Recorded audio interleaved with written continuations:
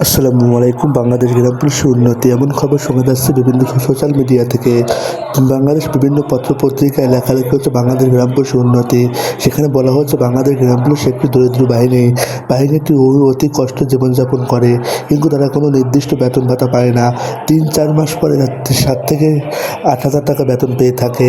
এমন খবর বিভিন্ন সোশ্যাল মিডিয়া থেকে শুরু করে বিভিন্ন পত্র-পত্রিকায় একই খবর বলা হচ্ছে। যেখানে বাংলাদেশ গ্রাম পুলিশের দুঃখ দুর্দশার কথা বলা হচ্ছে। এছাড়া বলা হচ্ছে বাংলাদেশ গ্রাম পুলিশে আন্দোলন হচ্ছে, কিন্তু উন্নয়ন হচ্ছে না।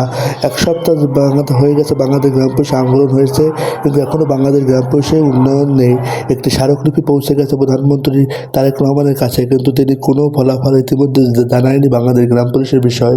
তিনি স্মারকলিপিতে বাংলাদেশ গ্রাম পুলিশের দুঃখ দুর্দশা পেয়েও তার কোনো ব্যবস্থা গ্রহণ করেননি, এমন কথাও তুলে ধরা হয়েছে বিভিন্ন গণমাধ্যমে। এবং বাংলাদেশ গ্রাম পুলিশ যেটি অসহায় বাহিনী, দীর্ঘ ৪০ বছরের দাসত্ব শিকার হয়ে আছে এই বাহিনীটি, সেখানে সে কথা উল্লেখ করা আছে। এবং এই বাহিনীটির যে যথাশীঘ্রই বেতন বৃদ্ধি করা প্রয়োজন সে কথা বলা হয়েছে। এবং প্রধানমন্ত্রী তারেক রহমানের কাছে তারা আবেদন করেছেন এই বাহিনীটির বেতন বৃদ্ধির জন্য। এই নিয়ে বিভিন্ন রিপোর্ট এবং বিভিন্ন পত্রপত্রিকায় লেখালেখি দেখা গেছে। বাংলাদেশ গ্রাম পুলিশ একটি অবহেলিত বাহিনী, একথা সত্য। এই বাহিনী ২৪০ বছর দাসত্ব শিকার। গ্রাম পর্যায়ে এরা সব পুরোনো কাজ করে থাকলেও এরা পায় না পর্যাপ্ত সুযোগ সুবিধা। এখন সময় বাংলাদেশ গ্রাম পুলিশ উন্নয়ন। বারবার আন্দোলন হলেও কমাঙ্গা লাল মিয়ার নেতৃত্বে কিছুদিন আগেও আন্দোলন সংগঠিত হয়।